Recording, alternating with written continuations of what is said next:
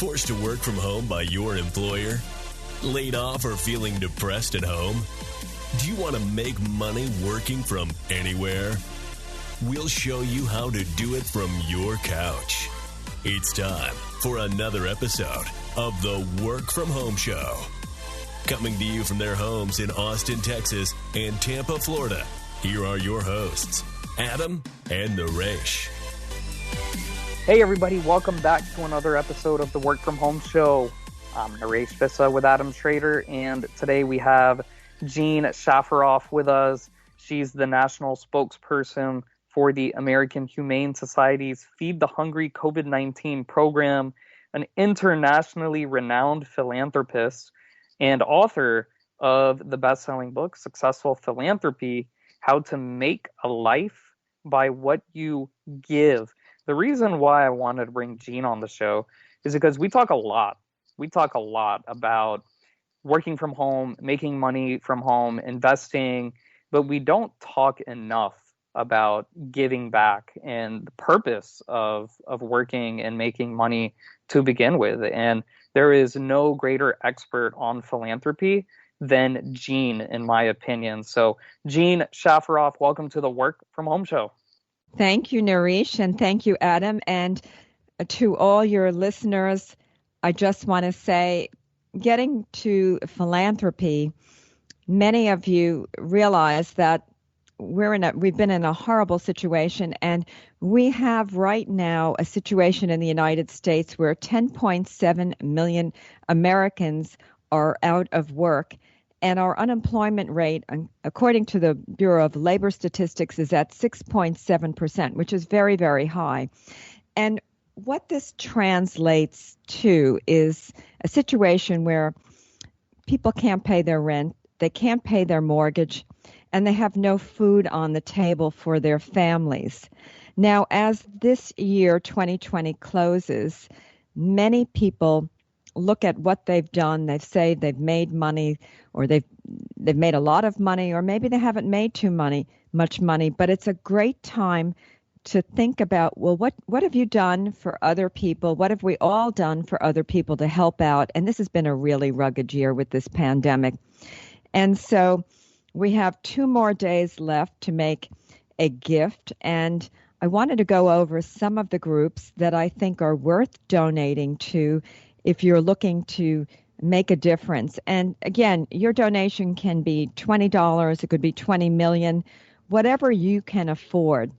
And right now, with food insecurity being such a big problem, Feeding America is a charity that works to supply people across the United States with food and help. And Feeding America is the largest food relief charity in the United States. They give supplies to 181 different food pantries. They estimate that 50 million Americans this year in 2020 are food insecure. They also estimate that of that, 17 million are children. And I'm a mother, and as a mother, I can't think of anything worse than being in a situation where you have no food for your family. You're sitting at the dinner table and you can't feed your children. Brains don't develop. Children can't learn. A lot of problems develop. So Feeding America is one charity that I truly recommend. And Adam and Naresh, if you want me to go on, I will. A charity that helps the animals that I truly recommend is the American Humane. I am the ambassador and national spokesperson for their Feeding the Hungry COVID-19 program. Now, what's happened because of this horrific pandemic that we're all living through is that many shelters, animal shelters across the United States, have seen that their funding has really dried up, and they're not able to feed their animals. And in some cases, a lot of shelters are closing. We don't want that to happen. We want our furry friends to have food and to be able to live on and to be adopted.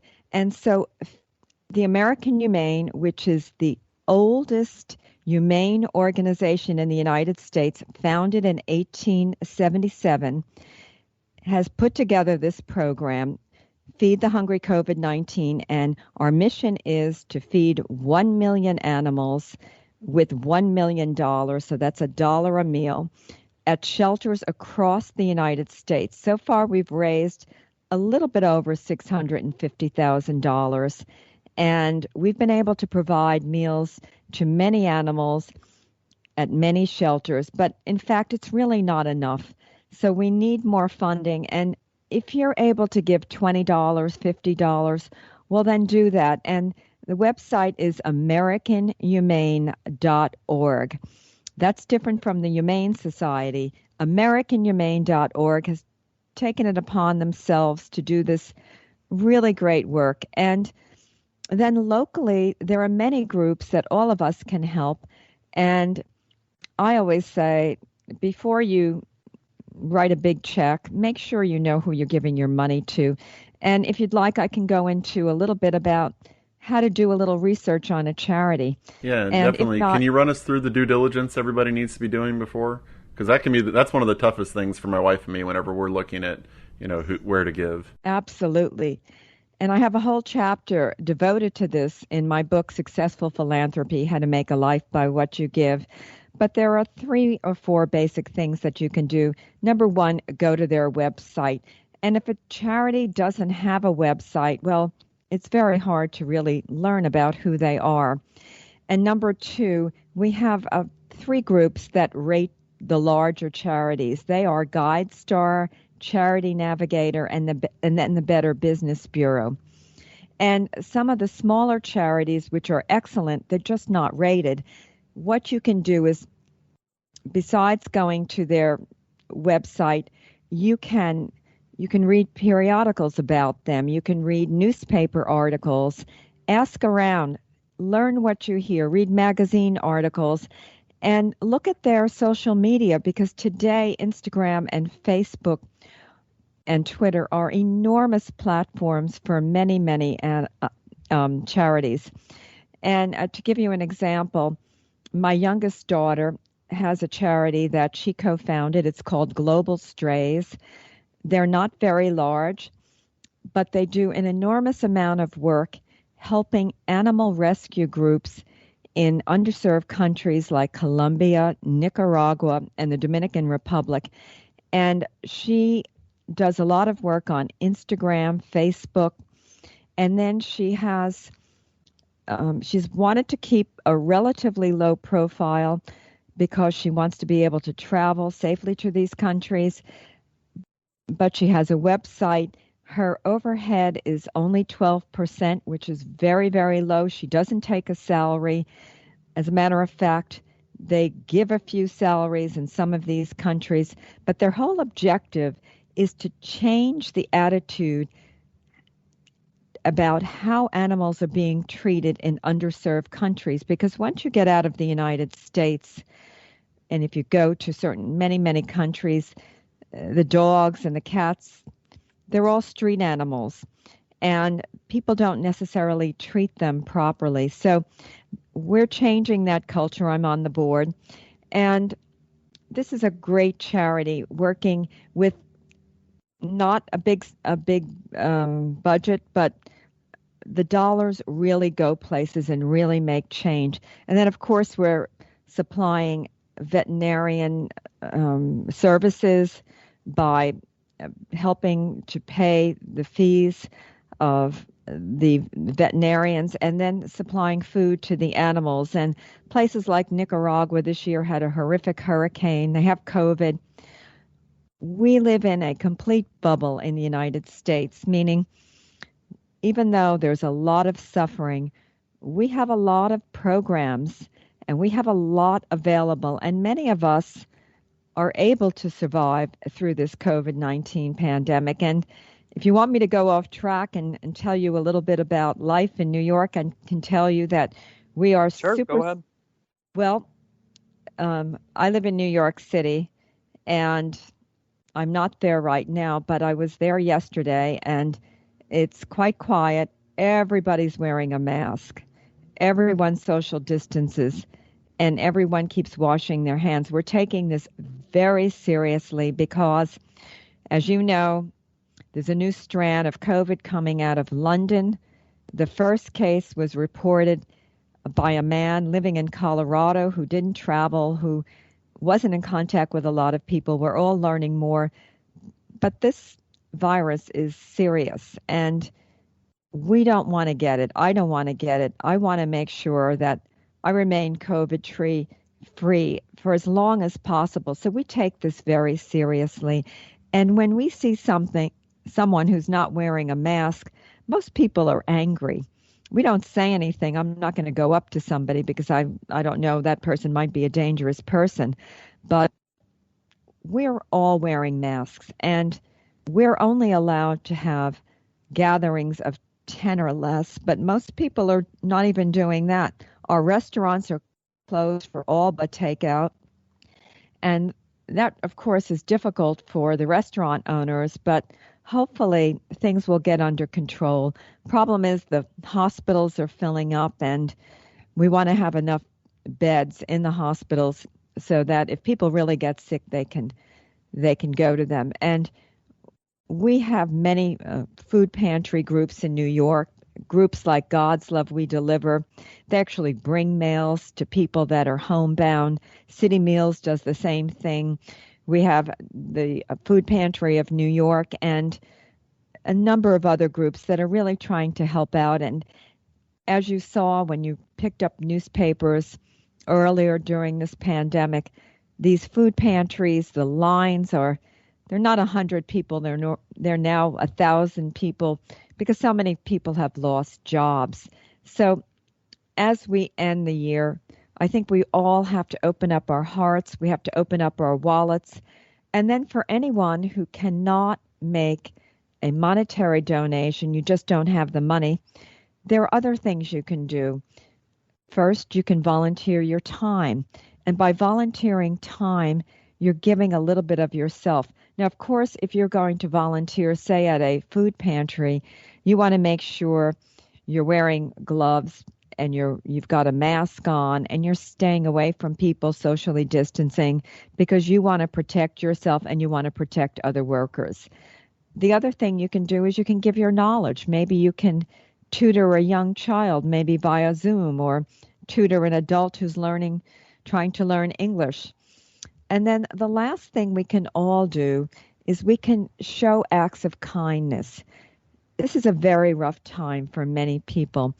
And instead of having a short temper and being nasty, what we really need is everyone to reach out and show love and kindness because people are hurting. And I'm seeing a lot of kindness and positivity being spread. This vaccine, it's out. More and more people will be vaccinated. There are new vaccines being developed. 2021 is going to be a much better year, a better time for all of us. We still have to be very careful, and we have to show kindness and love, and that will really, really help. When people come together and show they care, it moves mountains. So the 3 ways or the 4 ways of helping out right now: write a check to a reputable charity, volunteer if you can, show acts of kindness. Another thing you can do, which is very easy, when you go grocery shopping, buy some extra food and leave it at the doorstep of someone you know who's really hurting. You don't have to make a big fuss about it, but do it quietly. And again, we're going to tackle this pandemic. We're on our way, but I think we'll be wearing masks well into 2021 and maybe into 2022. It's not the end of the world. We'll survive. We've managed this far, and it's getting less because of the vaccine. And so I'm very hopeful for 2021. Excellent. Well, one thing I didn't mention, Jean, is that you're also the host of the TV show Successful Philanthropy on LTV. But before we jump in to talking more about philanthropy, I want to take a step back because I think to many of our listeners, the term philanthropy is something that they hear, but they just think, oh, that's for rich socialites who have tens of millions of dollars in the bank. Like, that doesn't apply to me. I'm just a regular person. Why is that a myth, and how can the average Joe like me or our listeners get involved in philanthropy, and what is philanthropy to you? Yes, well, in this book I wrote, Successful Philanthropy, How to Make a Life by What You Give, I actually redefine the word philanthropy. And I say that anyone can be a philanthropist. If you have the financial resources, I believe you have an absolute obligation to give. Now, you don't have to give away your entire salary. Nobody expects that. And if you enjoy life and taking a vacation, which really none of us are doing right now, there's nothing wrong with that. But leave money so that you can help people in need. We have an obligation, those that have. But for people that are just starting careers, or maybe not just starting careers, everyone can be a philanthropist. You can do it by volunteering your time and your knowledge, and then you give available resources, whatever you have, if it's $5 or $10, because collectively those small donations really add up to something. But I want to get back to volunteering time and knowledge. I'm not suggesting that you quit a job and work full time, but if you have a few hours every week, or even every month, or maybe once or twice a year, it's a beautiful thing to volunteer. And you may say, well, what do I have to offer? Well, every single person has something to offer. So anyone who volunteers their time, I say, is an acting philanthropist. And if you trace the history of the United States and many cultures, many religions, giving finances, giving time, well, it's part of the American history, and it's part of the culture of many different religions. I think all religions teach the importance of giving back. So I believe that each and every one of us can be a philanthropist. And don't put yourself down. Believe in yourself and believe that you can make a difference. And how do we volunteer? Well, one of the easiest things to do if you have young children is, the women, you might want to be a class mother. It might just be helping your children learn about philanthropy and volunteering a little time. And then for men, it might be donating a few hours a week, donating time to a little league baseball team, something like that. It might be getting involved as a volunteer with a charity that you've done a little research on. So many different things we can all do. For people who are retired, well, you don't want to just sit around the house. You won't be happy. So many people who are retired decide to volunteer because it's very social. They meet people, they get out, and when you help people, you feel good. There's an expression that says, when you give, you get, and it's very true. When you give a little or you give a lot, you feel good because you know you're making a dent and you're making a difference. So that's what I say about philanthropy. Each and every one of us can be a philanthropist. I think you bring up some good points about two topics you touched on, and that's number one, retired people. And I'm nowhere near retirement age. I've got probably another 35 years to go, because both Adam and I are millennials. I'm in my early 30s, and I am a father to a somewhat newborn son. He's about to become a toddler. But you talk about retired people, and one thing I noticed over probably the last 4 or 5 years, especially seeing my own father retire, I think it's terrible to just retire and watch CNN or Fox News all day. And that's what I'm seeing, more and more retire, or maybe this has always been the case, but that's what they do. And it's not good for your health. It's not good for your mental state if you're just watching CNN or Fox News all day. And it's very important, as you bring up, to get out of the house, stay active, give back to the community. because when you're at home just watching propaganda, doesn't matter what side you're on, you're not adding any value to anyone's life. Instead, you're being controlled by whatever's being fed to you. And I think that's destructive for society, and that's added to the polarization of this country. So I'm with you on that. And I hope our older listeners, I hope that you, if there's one thing you can take away from this episode, it's do something with your retired life. Don't think that, oh, I'm retired, so I'm just going to watch TV all day. No, it's important for your health. It's important for your mindset. It's important for the world. If you truly care about the world, don't think that your vote or your, watching TV is going to change the world. You actually have to get out and do something, or write some checks and find out more about how you can help society. So that's the first thing I wanted to say. And then the second thing about men volunteering, we had an expert earlier when we got our show started named Armin Brott, who brought up that there's a shortage of men being involved in children's lives, being involved with the PTA and coaching sports. It's a huge need, and that's just something, like you said, that's philanthropy too. Coaching your kid's baseball team or your basketball team, being involved in the PTA, you may not think that it has an effect, not just on your kid, but it according to his research, it has an effect on all the other kids who are involved, and their parents and the teachers and the school as a whole and the community. So it has this huge ripple effect that you just don't see on the surface. It has a massive effect. And sometimes children say, oh, I don't want my mom or my grandmother or grandfather involved. But generally, children are very proud. They may not admit it, but they're very proud to see their parents or grandparents involved. So I highly recommend that. And regarding watching TV, well, I think it's something that everyone loves to do.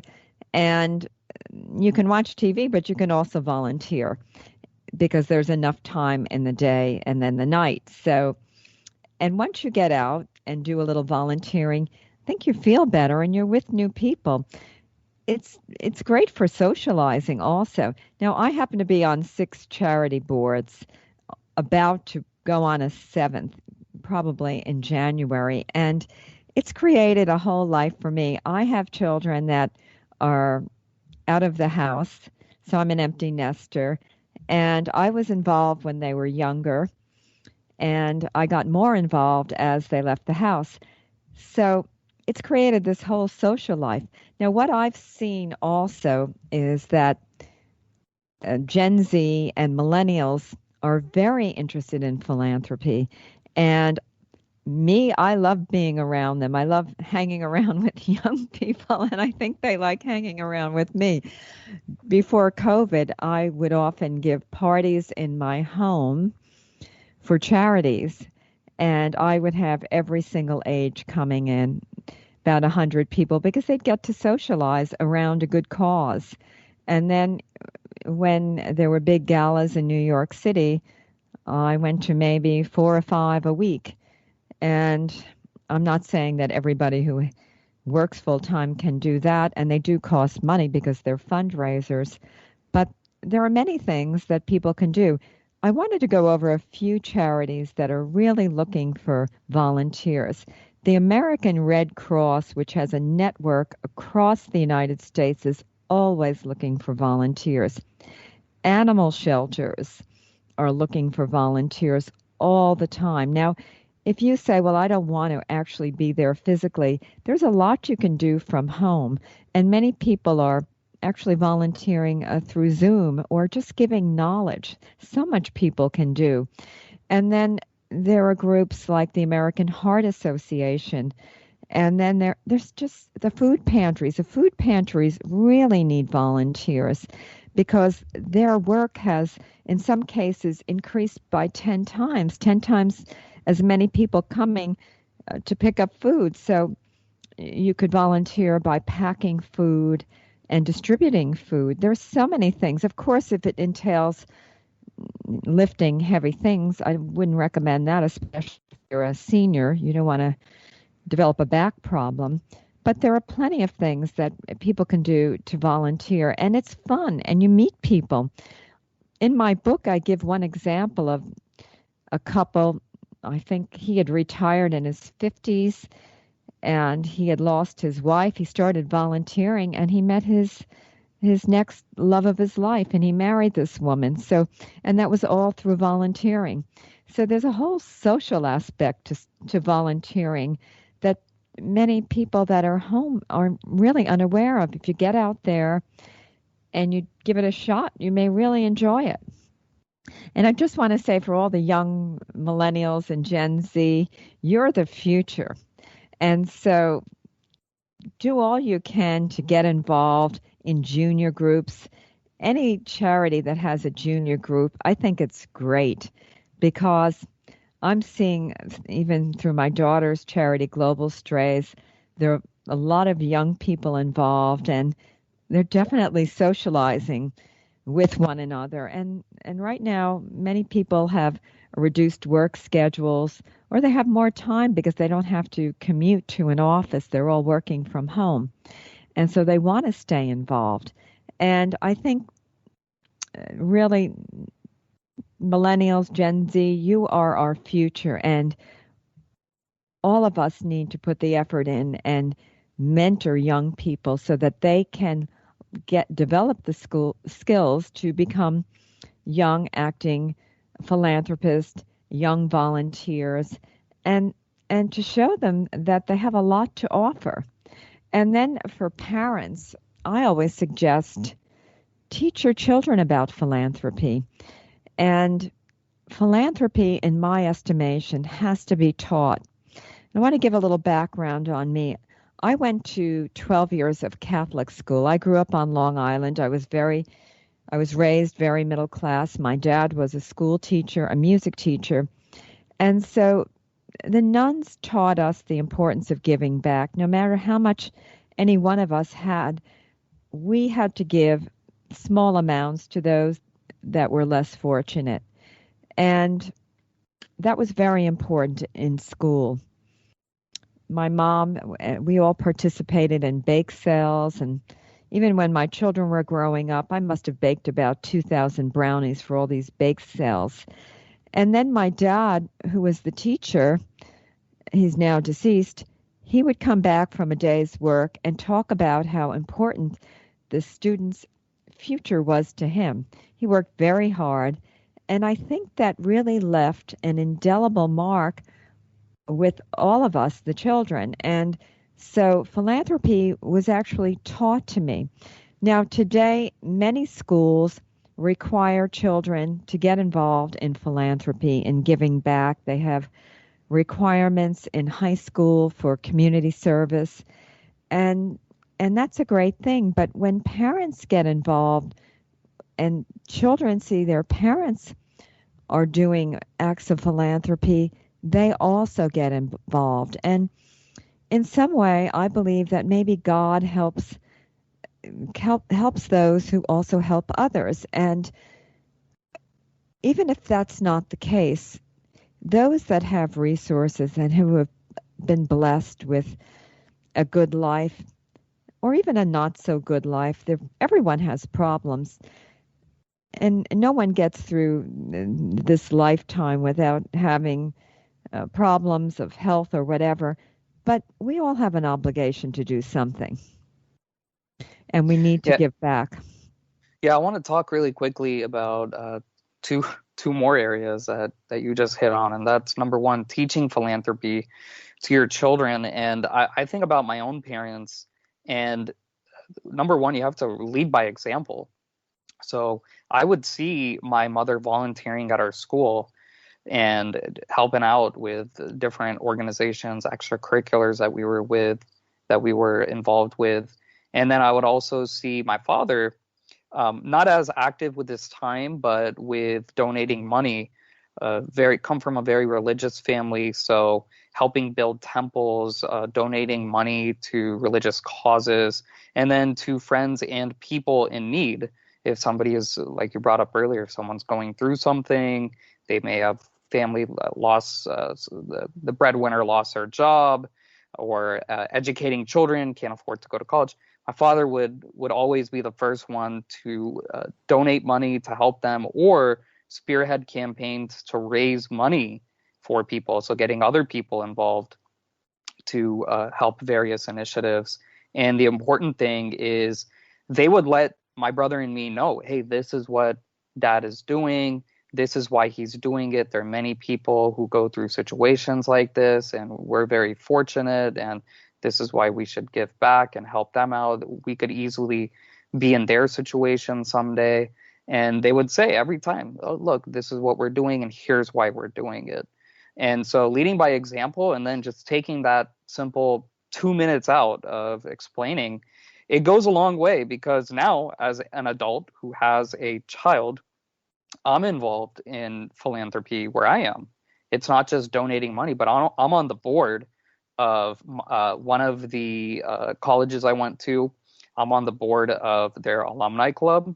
I'm on the board of our local police department advisory council. I'm on the board of a local chamber of commerce that assists and helps Indian business owners, small business owners, network and grow their businesses. And this is all because these are my interests. I'm very supportive of our men in blue, and I've graduated from Tampa Bay Citizens Police Academy. And I said, hey, I want to support our police as best as I can and share my expertise in technology, business, finance, so that our police department, our local police force, can be more efficient and can do their jobs better. In the case of my alma mater, I had a great time going to school. The degree, I think, has carried a lot of value. And so I just feel like I want to give back and help the school, not just by donating money, but by interviewing high school seniors every year who are applying and putting on events, game watches, getting alumni together. So it's all about going back to the question, well, how do you know where to put your time, where to donate to? Just think about your own interests, and then you'll find, especially if you live in a big city like Tampa, like me, you'll find organizations that are to your liking and nonprofits that are to your liking, and you'll be able to give back. Absolutely. And I think it's wonderful that you're doing all of that. And in the book I wrote, Successful Philanthropy, How to Make a Life by What You Give, I speak about finding an interest, something that is that you genuinely, a cause that you maybe genuinely want to help, and then get involved with that. Of course, do the research on the charity. Now, I also suggest in this book that parents get involved with a cause with a child. Find out what your child would be interested in. And I'm not talking about a 2-year-old, but as children get older, maybe the two of you can do something together. And Exactly. it's a great bonding experience. And you're absolutely right in saying that we learn by example. Both my daughters are very involved in philanthropy. They're both young and they're helping. And of course, with this pandemic, it's a little harder to do the hands-on work, but it is possible, and there are other ways to help. And so, and I'm imagine when they have children someday that their children will be involved because they'll see that their parents are involved and that it's a priority of their parents. So we learn from our teachers, we learn from our parents, and then we learn from friends. And I have found that I tend to gravitate towards people that find philanthropy of interest to them because we have common goals. We see that it's important to help others in need, and we see that there's meaning to life by giving our resources, giving our time, giving our knowledge. And when I see very wealthy people that don't want to give, well, I don't like to say this, but the truth is I respect them less because I believe that those that have resources really have an obligation to do something. No one can sit back and just say, well, I only want to provide for my family and for those of my kind. We have to look at the entire world, and because we're one unit, we are global, and we have to help where help is needed most. But of course, we can look for areas that are of interest to us. And so most of us do that. And myself, I'm involved in a variety of different causes, but I like it that way. I like to, my four main areas of interest in philanthropy are helping underserved populations, healthcare, women's rights, and then the rights of animals. But I also give in other areas. I truly love fashion and style, and I have, we talk about hobbies. I have a gown collection that I'll be donating to a museum one day, and I don't have any guilt about having collected these pieces because I'm donating them one day, and I wore them to all the different charity galas. I also don't, but I feel that if I were not giving to philanthropic causes and only just consumed, then it would be very, very wrong. So we can all do something, and there's something for everybody. In our country, we have, I don't know how many charities, tens upon tens of thousands of charities. Just be careful when you're doing a review. If you've never heard of a group and you can't find anything on them, well, you might want to hold off. A lot of people are raising money through GoFundMe pages. Some of it's legitimate and some of it's not. So make sure you know where you're giving your money. And then also with volunteering time, volunteer where your heart is and where you think you can really make a difference. And volunteer where you are being treated with dignity and respect.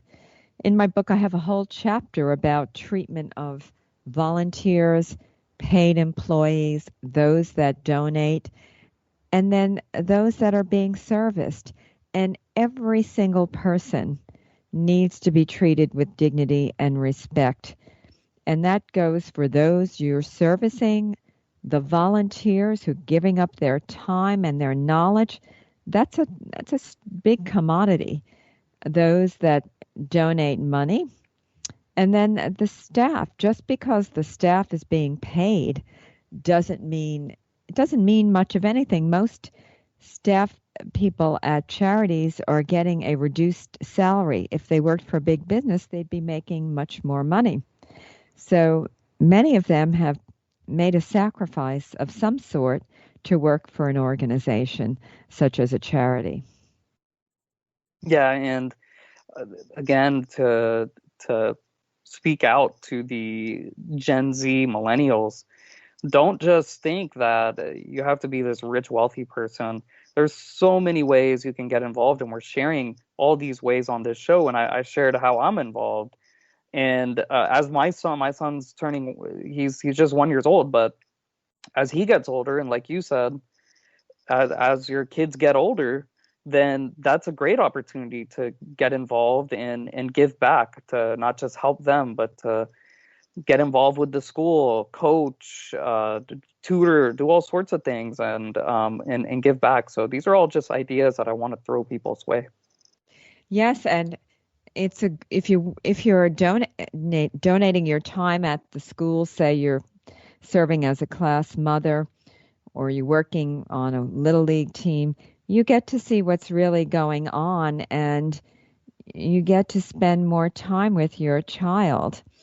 Another thing I did was I worked at the school on their annual fund to raise money. And I remember when my oldest daughter was in 8th grade, I worked on the annual fund for the 8th grade at a private school called the Dalton School. And my job was to see that every single person participated. And I would call people, and if someone were on scholarship to be at the school, well, I would ask for $5 or $10. But that year we had everyone participating, which was really great.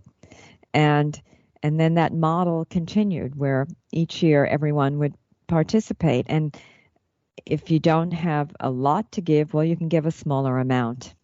Remember that. And collectively, all the small donations, they add up and they make a big difference, and they can actually change the outcome of what a charity can and cannot do. So never think you're not doing enough and never be embarrassed. But of course, if you can write a big check and you've just made a big salary, you're under, in my opinion, you've got to do something. Yeah, one of the things you were talking about is your daughter starting her own charity. Now, I have several of my friends in the last year or two have started their 501c3s, and a lot of people who are listening might be thinking that, there's a cause that they want to help out with, that they could potentially start one with. How have you seen, how would you go about setting up a charity and helping it get to the point where people felt comfortable donating to it? Because you talk about having the big agencies kind of rating them, but you've got to get to a certain level before you can get there. So how would you suggest people go about starting a 501c3 charity that helps and kind of gain trust of people? Well, the first thing is you do have to file with your state. I know my daughter's charity, Global Strays, is filed for 501c3 status with the state of New York, and that took a while to get the status of a not just a nonprofit, but a 501c3 organization. And then all the 501c3s are required to file 990 forms with the U.S. government, which is a profit and loss statement. And I can say that my daughter works on her charity full-time, night and day, as a volunteer. It's a lot of work. And to gain the confidence, well, the first thing you have to do is you have to pinpoint what you're going to help. Who are you going to help? And you have to, in the case of my daughter's charity, where the money is going out of the United States, she requires profit and loss statements from the groups she helps, and also she wants to know exactly what they're doing with the money, and this also all has to be in writing. And then, of course, she's gone and visited these programs, but now with COVID, it's almost impossible. And then you have to set about raising funds. And also, if you're able to give funds, you should give funds, which she has done and others have done. But it's a lot of work, and she works with an accountant. She worked with a law firm that helped her get going on an au gratis basis, meaning they didn't charge her. And she's managed to keep her expenses very low. And then she's brought in a volunteer board. All board members of charities are volunteers. And then also people to help with social media and Twitter, which is social media, and then gone from there. But it is a lot of work, no question. And it takes work, it takes enthusiasm, it takes paying an accounting firm or finding an accounting firm that will do your books au gratis. And then you have to have the time to see what's actually going on with the money that you're giving. And right now she's doing that all via Zoom and through people that live in these countries who can report back, and who she's met. So it's work. Yeah, definitely. And one of the things I wanted to ask about, since you were mentioning it here, is she's doing it all volunteer. The board's doing it volunteer. You talk about finding a accounting firm to do it volunteer wise. Why do you think? And I kind of get the idea, but there seems to be a big problem that people have with people who look at people who work at charities and thinking they shouldn't be paid what their position in other companies would get. Why do you agree with that, or do you think we actually should pay the people who work there a salary equal to what they're getting in other companies in order to get the best people there? And what's your take on that? Charities are rated based on the work they do and then how they manage their money. A charity has to be run just like a business. the rule of thumb is that a charity's overhead should never be more than 20% of what's brought in on a P&L statement. So if a charity, let's just say a very small charity, say they raise $100,000 a year, well, technically, to get a good rating, their expenses really should not be more than $20,000 of that $100,000. And so to keep a low overhead and to get a good rating on one of the websites that rates charities, and they are GuideStar, Charity Navigator, and the Better Business Bureau, overhead has to be low. So what that means is that charities generally cannot pay big salaries. And I think that most people that decide they want to work for the not-for-profit sector or for a charity decide that they're willing to take a lower salary because they're interested in really helping out, and they too want to be involved in the philanthropic process. And so that's just the way it goes. Now, my daughter's charity, their overhead is about 12%. They file a 990 form. They work with an accounting firm that they have to pay now. The lawyer was working gratis, but so there's really not enough of a budget to pay a president of the charity at this time. And they do give salaries to a few interns, small amounts, and then to some of the people in the countries that are helping them out. But those salaries are $200 and $300 a month in those countries. So, and that's the way they need to operate at this point. Again, a charity has to be run like a business. The profit and loss statement has to work, and people giving money want to feel comfortable with where that money is going. They want to know that most of the money is going to the programs that are servicing those in need. Jean Shafiroff, national spokesperson for the American Humane Society's Feed the Hungry COVID-19 program, internationally renowned philanthropist, author of Successful Philanthropy, How to Make a Life by What You Give. Jean, I think this is one of the most important episodes we've ever done. So I really want to thank you for coming on our show. It's just a lot of valuable information that's unique from what we routinely talk about. JeanShafiroff.com, ShaFiroff, Shafiroff, JeanShafiroff.com. Jean, any final thoughts you want to share with our listeners or anything else you want to plug? Well, first, I want to thank both of you. Thank you, Naresh and Adam, for having me on. I want to thank the listeners for tuning in, and I just want to say never underestimate the value of what you can do to be helpful.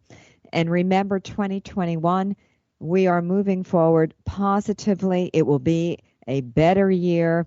Get out there and do what you can to help others. But in the process, guard your own health. Be careful. Wear that mask, social distance, and take this COVID very seriously. Happy 2021, and I'm happy to come back and speak to all of your listeners again, maybe on philanthropy, maybe on fashion, a lot of different subjects I love to speak about. Thank you, and Happy New Year. Jean Shafiroff, thanks so much for joining us on the Work From Home Show. To all our listeners, check us out at workfromhomeshow.com. That's www.workfromhomeshow.com. If you have any questions, hello@workfromhomeshow.com. Email us, hello@workfromhomeshow.com. Once again, I want to thank all our homies, homeboys, homegirls, home trans, all the work from homers out there for tuning into this unique episode with Jean Shafiroff. And until next time, keep on working from home.